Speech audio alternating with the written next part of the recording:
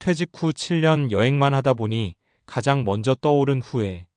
퇴직하고 나서 처음 몇 년은 정말 꿈 같다. 아침에 알람 맞출 일도 없고 출근길 지하철에 몸을 밀어 넣을 필요도 없다.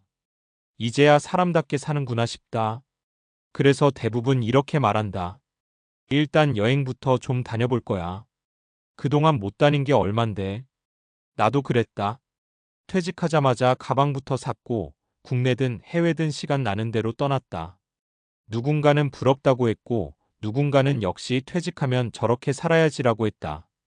그 말들이 꽤 달콤했다. 그런데 7년쯤 지나고 나니까 문득 이런 생각이 들더라. 내가 은퇴를 너무 단순하게 생각했구나. 여행은 분명 좋다. 문제는 여행만으로는 은퇴 후 삶이 채워지지 않는다는 것이다. 그걸 깨닫는데 7년이나 걸렸다는 게 가장 큰 후회다. 은퇴 준비를 돈으로만 생각했던 게 첫 번째 실수였다. 은퇴 준비라고 하면 대부분 이렇게 생각한다. 연금 얼마나 나오나, 노후 자금은 충분한가, 집은 있는가. 물론 중요하다. 아니, 아주 중요하다. 하지만 막상 은퇴하고 나서 보니까 돈보다 더 중요한 준비가 따로 있더라. 그건 바로 하루를 어떻게 보낼지에 대한 준비다. 직장 다닐 때는 누가 시키지 않아도 하루가 꽉 찼다. 회의, 업무, 인간관계, 스트레스까지 포함해서 말이다. 그런데 은퇴하고 나면 그 모든 게 한순간에 사라진다. 시간은 넘치는데 쓸 데가 없다. 그래서 여행을 선택한다. 여행은 시간을 잘게 쪼개주고 계획을 만들어주고 성취감까지 준다. 문제는 여행이 일상이 되기 어렵다는 점이다. 여행에서 돌아오면 다시 공백이 생긴다. 그 공백이 반복되다 보면 어느 순간 허전함이 밀려온다. 사례 1 해외만 30번 넘게 다녔는데 집에 오면 할 게 없더라. 내 지인 어는 대기업 임원까지 하고 은퇴했다. 연금도 넉넉했고 자녀들도 다 독립했다. 은퇴하자마자 부부가 해외여행을 다니기 시작했다. 유럽, 동남아, 남미까지 안 가본 데가 없었다. 문제는 5년쯤 지나서였다. 여행은 여전히 좋은데 돌아오면 너무 심심해. 이 말이 점점 자주 나오더라. 집에 있으면 TV만 보게 되고 낮술을 마시게 되고 생활 리듬이 무너졌다. 결국 병원에서 이건 몸의 문제가 아니라 생활 문제라는 말을 들었다. 그제야 어는 깨달았다. 여행은 도피일 수는 있어도 삶의 구조가 되지는 않는다는 걸. 은퇴 후 삶에는 역할이 필요하다. 직장을 떠난다는 건 단순히 일을 그만두는 게 아니다. 사회에서 맡고 있던 역할을 내려놓는 것이다. 과장님, 부장님, 팀장님이라는 호칭이 사라지면 갑자기 그냥 아무개가 된다. 이 변화가 생각보다 크다. 은퇴 후 우울감을 느끼는 사람들의 공통점이 있다. 할 일이 없어서가 아니라 쓸모 있는 사람이라는 느낌이 사라졌기 때문이다. 그래서 은퇴 준비에서 중요한 건 질문 하나다. 나는 은퇴 후 어떤 역할로 살 것인가? 사례 2 은퇴 후 동네 강사가 된 사람. 또 다른 지인 B는 공무원으로 30년 넘게 일했다. 퇴직 후 1년 정도는 여행도 다니고 쉬었다. 그런데 어느 날 이렇게 말하더라.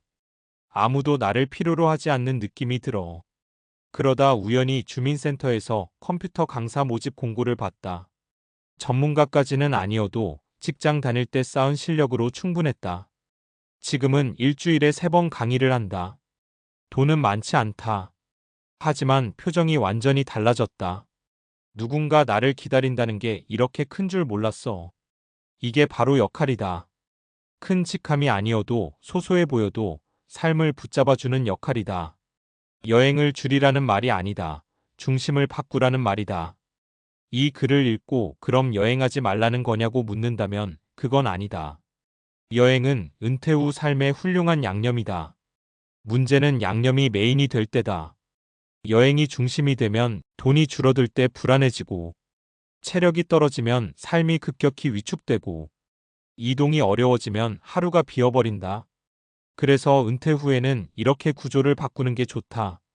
일상 역할 여행. 이 순서다. 사례 3 여행을 보상으로 쓰는 은퇴자. C는 자영업을 오래 하다가 은퇴했다.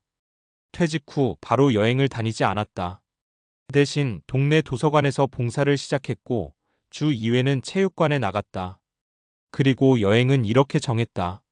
내가 한 달을 잘 살았으면 그 보상으로 떠난다.